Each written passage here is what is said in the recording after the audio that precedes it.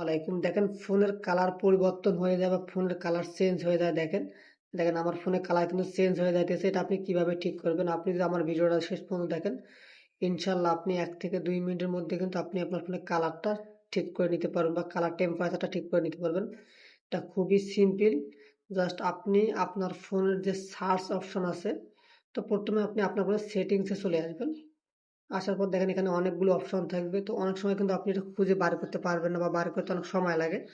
তো আপনি নিচের দিকে চলে আসবেন, আসার পর দেখেন এখানে আমার লেখা আছে ডিসপ্লে। ডিসপ্লের উপর আমি ক্লিক করলাম, আপনিও ডিসপ্লের উপর ক্লিক করবেন। ক্লিক করার পর দেখেন এখানে লেখা আছে কালার টেম্পারেচার।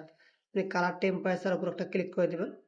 ক্লিক করে দেওয়ার পর দেখেন এখানে কালার আছে। দেখেন আমি যদি আর্মে রাখি, একটু সামনের দিকে নিয়ে এসে দেখেন একটু চেঞ্জ হয়ে গেলো। নর্মালে রাখলে, আপনি যদি কুলে রাখি তাহলে কিন্তু আরো চেঞ্জ হয়ে গেল।